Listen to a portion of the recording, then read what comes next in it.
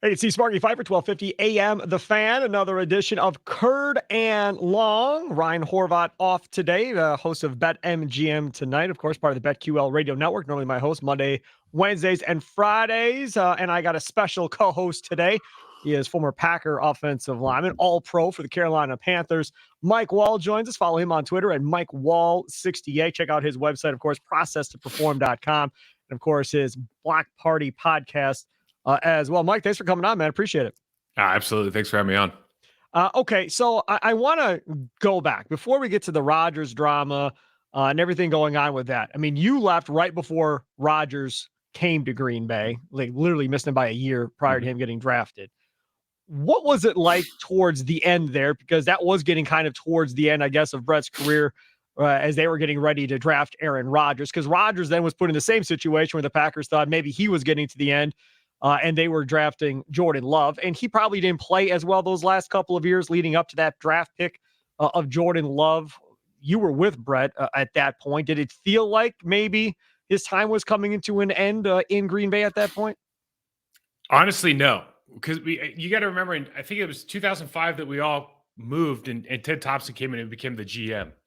And when he came over from Seattle, I think, he was going to do things his way because I think Sherman had been GM for a while, and that's just how it goes, right? So there's a changing of the guard a little bit. But there was a lot of talent that left that locker room in 2005. Myself and Marco were on the line in particular. And Brett voiced his opinion on that, as I recall, that he felt like that was really cutting out one of his legs of his chair. And they ended up going like 4-12 or 6 like some real bad record the year after that. And then things started going a little, in a different direction with Sherman and Ted's getting more power in the building and whatnot. But Brett, at that point, you got to remember, we had just come off, I think, the 2003 season. We went to Philly and lost in the 4th and 26. Then the next year we started really slow, but came back strong, ended up losing to the Minnesota Vikings. We had a depleted team at that point. Chad was out amongst other guys. And, Brett was playing at a high level. Brett was, he wasn't 3-time MVP anymore, but as far as everybody knew, he was kind of the league's darling and everybody loved him. And he was playing, those guys are such different players. It's tough to even talk about because as good as Brett was, Aaron's like way better, because he doesn't throw all those picks. And so this feels a little bit different to me for a number of reasons, but I can just say looking back then, Brett was playing at a high level. It's inevitable. I think what Packer fans or what maybe Green Bay Packer people don't understand or players even, is like they're going to replace you. They're always looking to replace you. And sometimes people think they're untouchable and they're not. And that's kind of what we're dealing with. So I want to get into the Rodgers Favre comparison too. But before we get that far, because obviously then you left, like you said, and Marco went to the Cowboys. You went to the Panthers.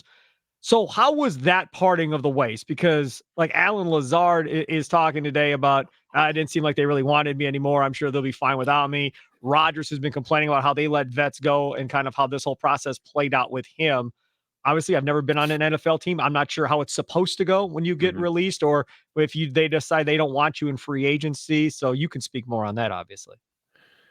Yeah, it's an interesting situation, right? Like I was kind of looking to I thought it was time for me to not be there anymore. And so I was happy. I wanted to go find somewhere else to play. I wanted to go find somewhere else where I could, there's a couple of things going on in the building that I wasn't really happy with. Mike Sherman called me into his office. Hey, we want you, this is before Ted, and hey, we want you back. And will you give us kind of a lot of times these general managers will go, hey, will you give us right of first refusal? Sure. And you just go, well, no, why would I do that? Just offer me a contract. Like if you don't, why would I put the power back in your court? So that was kind of an awkward conversation. I think leaving like my last conversation with Mike before free agency. And then when Ted came in, I think Ted maybe stated in the paper at some point that he didn't think guard was a very valuable position. And, he said that in some way. So Marco and I kind of knew it was time to bounce probably for different reasons, but I never had any ill will whatsoever against the Green Bay Packers about how things ended at all. It was my decision to leave. I think more than anything else, I very certainly could have stayed and still made a lot of money and still had this and that. And I can just say this, it with Green Bay in particular, and I don't know this new regime and with Matt LaFleur and everybody that's kind of running the show right now, but the grass is not greener when you leave Green Bay. It's not. It's the best place in the NFL to play football. It's the best stadium. It's the best fan base. It really is. Organizationally, you don't have an owner. You don't have to deal with that side of it. It is the best place to play football. If you're diehard, I want to play in the NFL. This is what I want to do with my life, guy. You can't beat it. That's the other thing about this is because Ted was dead wrong. Obviously, it took him forever to replace you and Rivera at guard going forward. That was just a complete disaster moving forward. But as you think about this now from the Brett and Aaron standpoint, and like I said, obviously you were gone before he got there, but I remember the training camp when Brett decided he had the emotional crying, "I'm done, I'm retiring," and so forth. Everybody thought he was done. And then, no, I want to come back. And he tries to break into family night and all that drama that goes on. And then that first training camp, dude, there were little kids holding Aaron, "You suck" signs that their parents made from him or whatever. I'm like, this he didn't do anything. Like, he did nothing wrong. He didn't say anything wrong, nothing. And he's getting absolutely lambasted. And Aaron, it always felt like was, I'm not going to throw picks like Brett. I'm not going to do what Brett does. I'm going to do what the playbook says. And as time went on, it became more and more kind of like how Brett went as far as kind of doing what he wanted to do, even with LaFleur running old McCarthy stuff at points, and then getting to the point where now he's leaving. And here we go again for the last several years. Well, I don't know if I want to play anymore. Let me think about it. And I swear to God, Mike, we're the only organization that when quarterbacks are at the end of their career, we go through this. I put on Twitter, I said, if Jordan Love does this, I'm done. I can't do this anymore. That'll be 3 in a row. We can't do this anymore. I don't understand, and you can help me understand this, why he would say something like, well, I was 90% retired when I went into my darkness retreat. And then I came out and found out that they were trying to trade me. And now I want to play again, but no hard feelings. But if you're playing because they want to trade you, isn't there hard feelings? Isn't this kind of like Brett of, I'm going to show you that you shouldn't want to trade me and it's all about me versus you now? That's how I read it. So they're not an owner in Green Bay. And as good as that is in some ways, who's really running the show? And like, look, think about the tenured quarterbacks that are at this level. There's Aaron, and Tom Brady, and just retired. Tom Brady had Bill, and despite whatever narrative you want to give out and whatever somebody might say in the news, I'm just telling you, Bill Belichick runs things a certain way, right? From who's coaching to who's playing, who's getting drafted, who's in free agency, what plays we're going to. Bill does it a certain way. He's got his way of doing business. And there comes a time when a guy like Tom, a guy like Aaron Rodgers, a guy like Brett thinks that they are, well, and rightfully so. It's like, how many commas have been made in other people's paychecks because of Aaron Rodgers? Oh, coaches, for sure. Players, right? So it's not like Aaron's really smart. We can tell he's a really smart guy. So it's not like he doesn't know that. But what happens is Aaron says, okay, I've got this 180 IQ or whatever, and I'm so smart at football. And Mike McCarthy is now, that relationship's getting stale. I don't like the offense, whatever it is. And they bring in a guy, first coaching job, young, almost the same age. Honestly, probably does not have the football IQ that Aaron Rodgers has. If we're just being, sure. that's not a knock on Matt LaFleur. It's just that's how smart Aaron is, and he's been in the trenches for 15 years. So now they got a guy who's basically Aaron's guy, right? It's not like Matt's coming in and saying like, "Nah, you're going to run my stuff the way I want you to run it." He's not doing it like Bill did it, or Bill does it, right? Right. So when you get to that now at this stage. What's interesting that nobody's talking about, to me at least, is like you have these 13 and 3 years, but you keep getting out early, and the team does not look good. The team makes the same mistakes year in and year out. Like the culture of the team is not one where it's like we're building and we're stacking these wins up and learning and developing. And then you have a year like you had last year, and Aaron wants to get out, and I kind of go, yeah. How did you not see this coming? This is more a commentary to me on like he doesn't think the pieces are in place, maybe not from a player standpoint, but maybe other places in the building, pieces aren't in place to win a championship, and he knows it's time to go. See, Mike, I looked at it, and I said this on a recent Kurt and Long podcast. I think they set it up to be this way. They were trying to figure out how are we going to get him out of here? And the only way we can get him out of here is if this thing kind of goes backwards. So you know what? We'll give him a bunch of rookie wide receivers. We're not going to give him much help outside of that. And let's see what he does. Let's see if he puts in the extra time at the OTAs. Let's see how long it takes him to develop chemistry with these guys. And then, in my mind, they had the perfect storm hit. Bakhtiari couldn't stay on the field. He was having all kinds of problems going back and forth. Watson gets hurt. Romeo Dobbs gets hurt. I mean, all these guys get hurt. It wasn't just Aaron's fault. Did he play as well? No, he didn't play as well.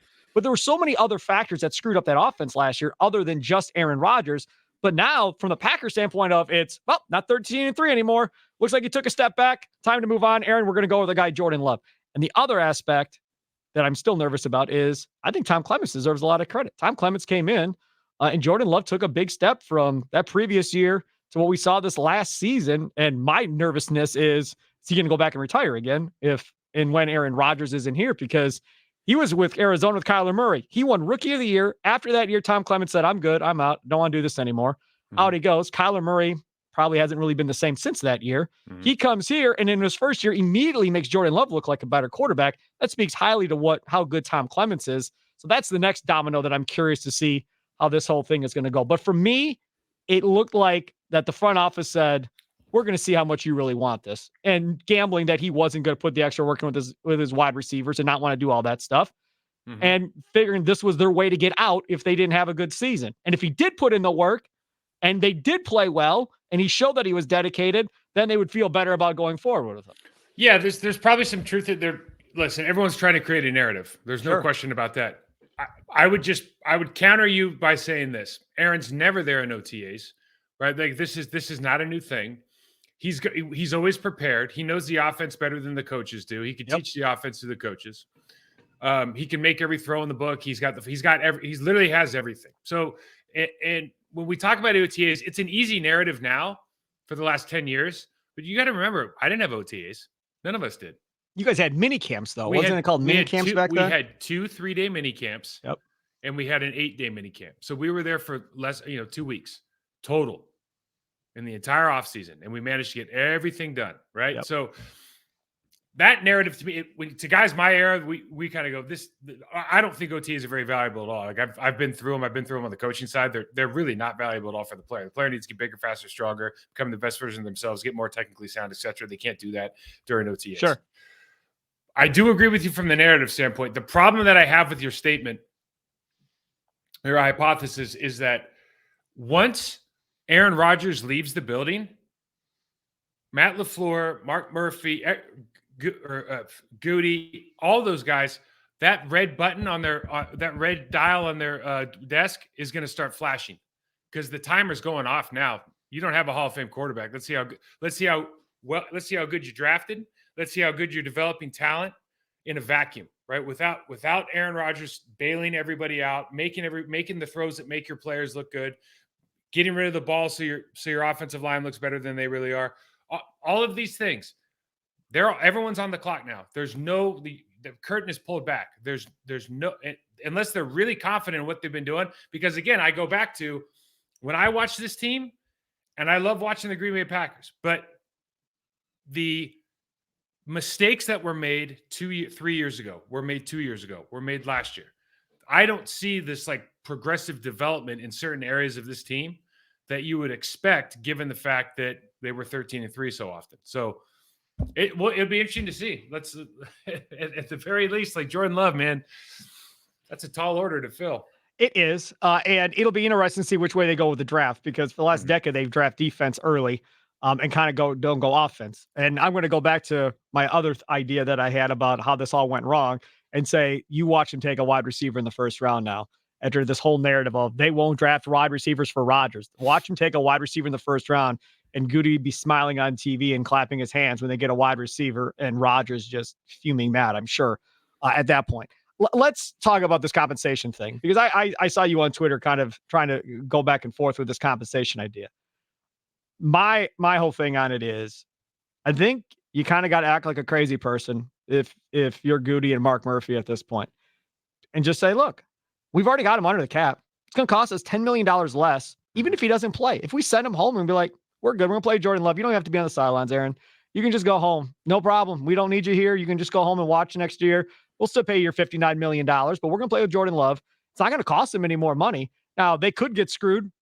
The biggest way they get screwed is if Rodgers, and maybe he would do this, retires and then waits till August and then unretires, and then that number comes crashing back in, and then they've got problems. That could create a sideshow, obviously. Which is exactly what I do if they were pulling that stunt on me. Yeah. Correct. Right. Right. So that would be the one way it goes sideways. But if you're talking to the Jets, just like, we're not taking a second round pick and calling it a day. Like, that's just not going to happen. You're going to have to give me more than that.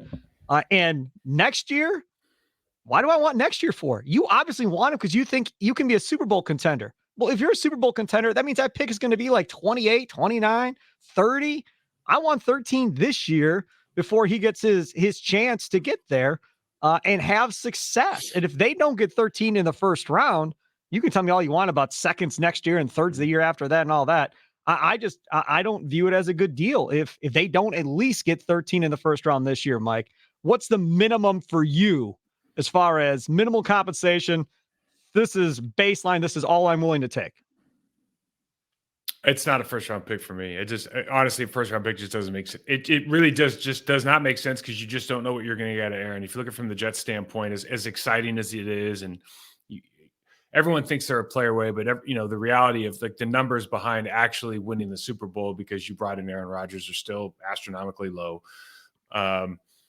I would guess that it's somewhere between a second and third round pick. It's got to be the breaking point. Maybe they throw an extra thing in there, an extra fifth rounder, a sixth rounder in there down the road if they're holding out for another month and a half or something like that. But it'll be interesting to see if Woody Johnson treats this like an astute businessman or a fan. That'll be what I'm banking on. That part will be really interesting. The other side of this too is like, and I know this is a hard business, but there's a part of me that goes, this guy did a lot for you, your personal bank accounts, your jobs, your careers for 15 years. Like, if the guy wants to go, don't roll him over the barrel here. I mean, just go get a deal that seems fair. And I know the Brett Favre deal that people are talking about is not. This is a different situation with a different quarterback and a different time in his life. But to hold out and say, we want a first and a second next year. I do personally think that there should be a compensatory pick if he ends up playing more than 2 seasons or 2 seasons or more. Like, there should be, hey, we're going to give you something else later on. But to say, hey, we're going to take the 13th pick in the draft this year, if I'm the Jets, I'd go, no, go ahead. You can sit on it. Aaron can retire right now. And to think that Aaron hasn't thought of all these things is, from the Packers standpoint, would be pretty naive. Correct. Yeah, I'm banking on Woody Johnson being a fan and being like, guys, we have nobody else, and we are not playing Zach Wilson again. So give him the damn picks. I don't care. Just get this deal done so we can move on with our lives going forward. I think that's what happens. Just like Jerry Jones would get overly emotional, or Al Davis, or whatever the case may be. They want their guy. They're going to do whatever they have to get that guy. Let's talk about it from a Packers standpoint. So Rodgers goes to the Jets. Okay, that's done. You get Jordan Love back.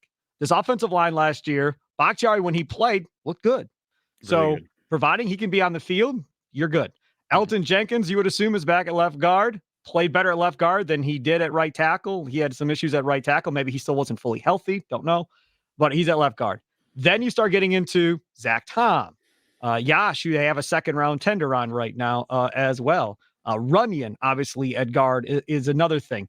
Are you comfortable with what they have on the offensive line, providing Yosh is back? Providing Yosh? No, because I think they took it. I just don't know if the step they took back last year was because they lost Billy Turner. They didn't have a right tackle for the first half of the year. Was because they lost Adam Stenavich in the offensive line room. And Adam Stenavich did such a good job with a depleted roster the 2 years beforehand. And then he comes out of the room, all of a sudden they don't play as well. It's glaring, right? Because they played a standard deviation different, in my opinion, last year from the year before and the year before that. So you're going to either have to, hope that Bakhtiari and Elgin Jenkins take all these guys under their wing, including, especially maybe most importantly, Josh Myers, because he took a big step backwards last year, right? So you have to figure out why those guys are not playing at the same level. You have to do a deep dive into your coaching staff and everything that's going on there. And then you have to figure out if you feel like the development schedule is what it is, and these guys just aren't where they should be. And I'm really talking about Josh Myers and the right tackle, whoever it may be. I would go out and I would have gone out and tried to got somebody in free agency. And then if not, you just go, there's a couple guys, right tackles that you can pick up in the draft, a couple good guys. Kid out of Tennessee. I don't know if he'll be around, but good player. Yep. So there's guys out there that can be enforcers. There's guys out there that can kind of change the attitude of this team, because this offensive line, if anything, what they are not is they're not a bunch of guys that are going to get in a street fight, right? They're not enforcers. And you would love to have a handful of guys on the line that are that. So even if you could go grab a rookie right tackle who's just got some mean in him, that would be a fantastic addition for this offensive line. Bakhtiari is an all-pro. He's playing at all-pro level when he's healthy. Let's hope he stays healthy. But the rest of the guys along the line, you just want to find that guy who's kind of the street fighter. And I don't know if he's on the roster right now. I think when they hired LaFleur, in Murphy's mind, it was about finding the guy that was going to be able to convince him that he could keep this team at a certain level after Aaron Rodgers without a Hall of Fame quarterback. And he was looking for somebody that could sell him on how they were going to do that. And I think this offense that he proposed, which is probably similar to the Shanahan offense, was probably how they were going to do it. Don't need an all-pro, need a really good defense, which we'll get to in a second. And obviously you have to be able to run the football. I've heard over the course of a time as a fan and kind of a draft dork, that, every offensive lineman is kind of different, right? You got the all pros that can pass block and run block, and they're great at both. Fine. That's what that is. But then there are other guys that are just more maulers and more run blockers more than they are pass pro. And that's not their thing. And in past years, maybe the Packers have kind of looked more for the pass pro guys and not worried about the run as much. With it now being Jordan Love, do you think maybe that philosophy changes as far as what they're looking for in the draft with this offensive line? Well, it'll certainly depend on how they change the offense in order to play to Jordan Love's strengths, right? And if you look at the San Francisco 49ers, for example, they're the most fun offense to watch in the league, aside from the Philadelphia Eagles are just a different animal altogether. Like Jalen Love and Hurts aren't the same player. Right. Their offensive line's so much better than everybody else's. But let's just look at the San Francisco 49ers. Like, what do they do extremely well? Like, because their offensive line, they get a lot of credit. Trent Williams is a bad dude. He might be the best player in the National Football League. But the rest of them aren't really that. They're not great players. Like they're solid. They're well coached. But they've got a great scheme, and they've got George Kittle and Kyle Juszczyk. And those two guys make more of a difference as far as the speed of their motions, the physicality of their play, the way you can line up at different positions and attack defensive ends, linebackers, inserts, etc. They do that at a higher level than anybody, maybe anything we've ever seen in the National Football League. And so what happens is, you start looking at those skill utility players, 5-tool players. Can we use those guys like Alan Lazard was to a certain extent for us? Can we use those guys to backfill the fact that our offensive line isn't that necessarily that physical? And then you get those guys selling, hey, we're going to run downhill a lot. We're going to be doing a lot of these keep passes. You're going to be able to take shots on people. You're going to be able to use that physicality. Oh, and by the way, 8 to 10 times a game, you're going to have to pass pro for real. Like, one-on-one, mano-a-mano, you have to win this matchup. That is a very, very user-friendly offense that any offensive lineman would love to be part of. So you don't have to change the way you're drafting, change your philosophy. Go get great athletes. Make sure they love football. They love to work. They love to be physical. And if they're good at one thing, not the other, we can kind of make that happen. But you have to have those pieces in place, a la a really good tight end, a la maybe an H-back or an F-back that loves some contact. Let's talk about the fullback position. It's become pretty much, something that doesn't occur anymore in the National Football League. The Niners use it very well. If they are going to look going towards an offense like that, is that something you look at investing in the draft? And you don't have to do that early by any stretch. You can do that on day 3 of the draft to go get a big, nasty fullback to be that lead blocker for an Aaron Jones or whoever the case may be.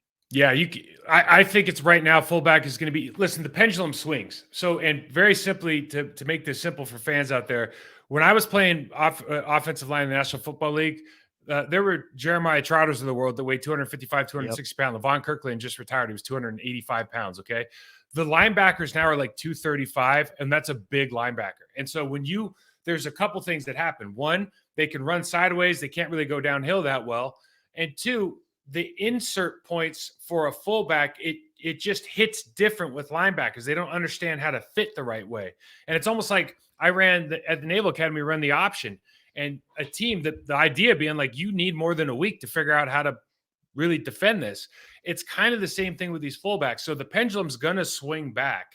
And more and more teams are going to start using these effective fullbacks because the linebackers don't understand how to fit right. They don't know how to take on a 250-pound guy that's going straight downhill at them. Like the geometry of the game changes when you put that player in. So I don't even know if you have to draft a guy. Like, I'll just give you a name. There's a kid from the Naval Academy, defensive end, Paul Quisenberry. He's been on the Houston Texans. He might be going to, he's been talking to some other teams in the offseason, but he was a defensive end in college, went to the Marine Corps, 28 years old. He calls me up. He goes, I'm going to play fullback in the National Football League. He's been there for 2.5 years. So you can find them, right? You can go find guys because it's just one of those positions. It's like glorified guard, right? Do you have a little bit of, grit to you? And like, are you willing to give out and dope and take punishment? If you're willing to do that, man, you can play fullback in the National Football League. Yeah, that's wild. So I'm talking with Mike Wahle. Follow him on Twitter at Mike Wahle 68. Okay, so let's talk about the tight end position. A position that they just saw Robert Tonyan leave to go to the Bears on a 1-year deal. I didn't see that one coming. I figured he'd leave. I didn't see Chicago, though. So Robert Tonyan's gone. Mercedes Lewis, everybody figures, is following Aaron Rodgers, even though the Jets are like 4 deep at tight end already. So we'll see where that goes. DeGuara, I don't know. I don't necessarily know if he's the answer at that position. I floated out the idea that some people are okay with, some people aren't, of why not just draft the tight end from Notre Dame there. And then if you do have multiple ones, just take Kincaid with the other pick, draft 2 tight ends in the first round. And because they're both different, Kincaid and Mayer, they're both different players. Play like Belichick did back in the day with Gronk and Hernandez, and take even more pressure off of Jordan Love. It gives you more of an advantage at running the football as well. You don't need as many wide receivers that have to be all pro type Devontae Adams wide receivers. Again, it's crazy and unheard of to take 2 tight ends in the first round. I get it. I think both those guys are really good and could really fit into what I think they want to do in Green Bay. How would you approach that position? I completely agree that the kid from Notre Dame is something I would target early in the draft if I had the opportunity to. Especially now that Aaron's gone, because if Aaron was here, you'd go, well, it's going to take a lot for him to learn the hand signals, right? So it might not be worthwhile, but for that year. But he seems like a guy who could do it in the run game and the pass game. He's a Bubba Franks. He's a Mark Chimura. He's a guy that can play in the red zone. You need a guy. It's hard to stress how important when you sit down and just watch football all the time. It's hard to stress or impose how difficult it is for defenses to play against a George Kittle or a Kyle Juszczyk or the guys like that can actually stay in the game the entire game, block in the run, and Rob Gronkowski back in the day. Like, it is hard to game plan for those people because all of a sudden your defensive ends aren't getting off the ball like they used to. Your safeties can't keep up with them in the passing game. Like, you don't know how to substitute when those guys are in all the time. It just change again. It puts people in uncomfortable positions. So I think it's a premium position in the National Football League right now that goes highly overrated because we look at guys like Travis Kelce's a fantastic Hall of Fame player, but he's not really what I'm talking about when we talk about my traditional tight end. Kyle Pitts is a fantastic prospect, an incredible athlete, not really what I'm talking about. He's a slot receiver, right? Yeah. But those guys that can block, stay in the game, play 4 downs, catch passes in the red zone, like, you can't have enough of those guys on your team. I want to talk about the defense before we end this thing. So obviously they need safeties. I think everybody knows that. Branch from Alabama, maybe in the first round, will be there, even though he ran a slow 40. How do you go about, or what do you want to see change with this Packers defense going forward? Obviously the fans want Joe Barry gone. I think Joe Barry saved his job by making the changes he made after the late bye, and they got better. Whether that translates to next year, I'm not quite sure. But from you watching all the film, being a former offensive lineman, what do you want to see change? I'd like to see you have 3 first-round picks right now in the backfield when Stokes comes back. You just paid Rasul Douglas.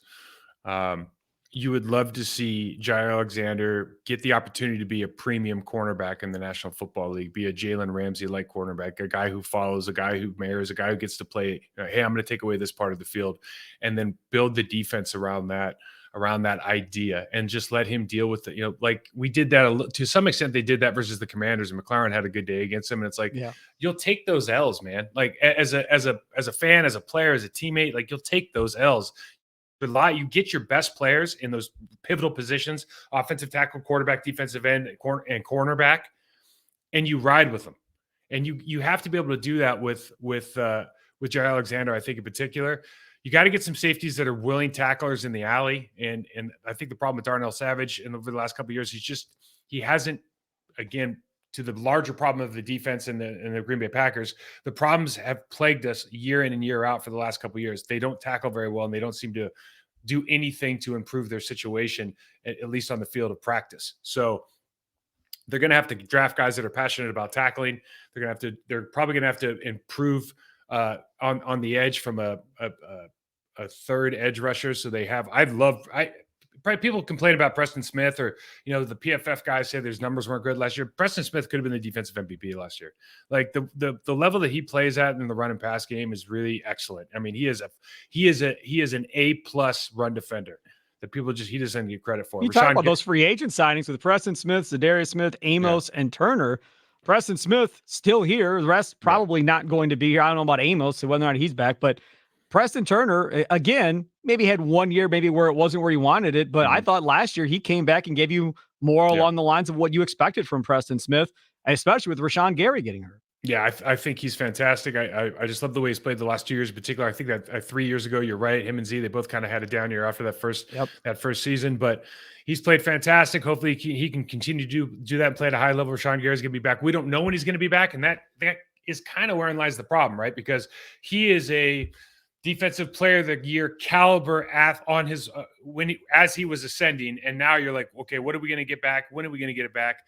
We need that other guy. Enikbari had some flashes last year. I'm just going to tell you from an offensive lineman's perspective, if you don't weigh 265, 270 pounds, I really don't care about you.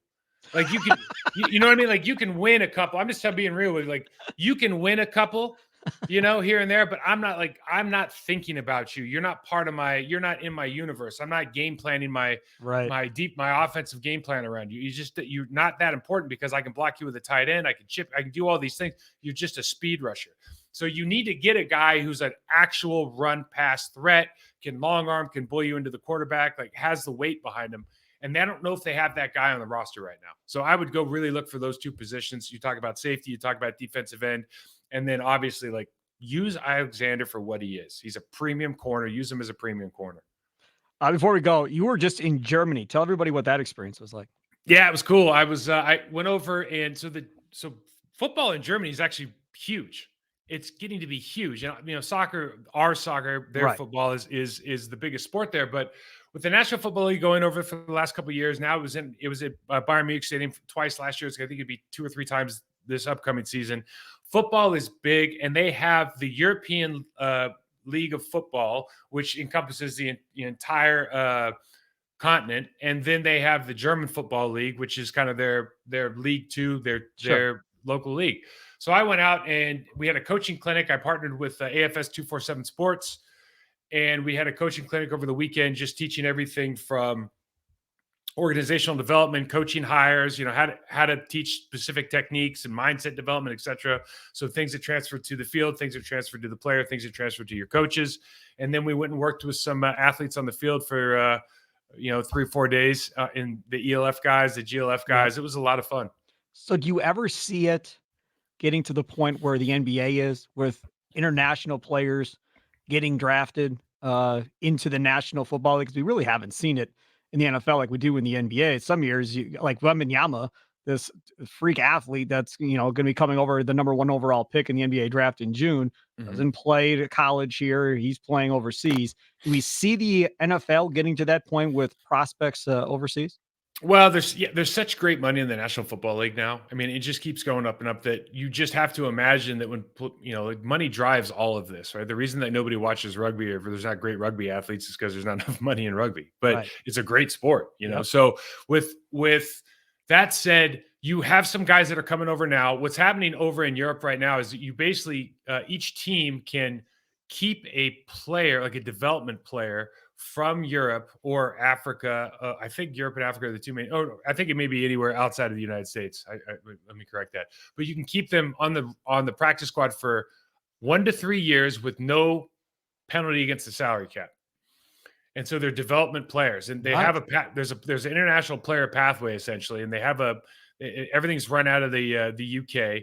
But I personally, when you look at the athletes over there, the athletes are just as capable as being successful in football, because aside from quarterback, Sparky, honestly, man, like you got to buy a ticket to learn how to block or tackle. Like you and I aren't going to just like walk down the street and see two guys blocking it out on the sidewalk, right?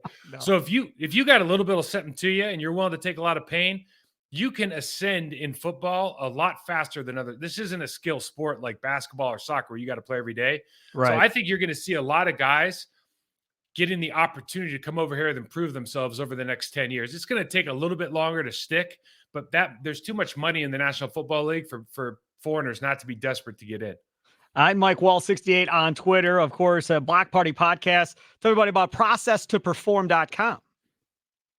Yeah, Process to Perform. It's a company I started actually during COVID. I'd been working with athletes, some pro guys, after my time in Miami as a skill development specialist. And I wanted to expand that opportunity to 13-year-old soccer players, anybody who is kind of an aspiring athlete. I wanted to help give them the tools so they could take ownership of their careers and find their ceilings. So we work on 3 things: mindset development, technical mastery, and ownership decisions, which are decisions made in the best interest of future you. And we do that through a 4-month program, the last 2 months of which we teach you how to watch tape like a master poker player, learn how to identify, assess, and correct your own mistakes, really take ownership of your career,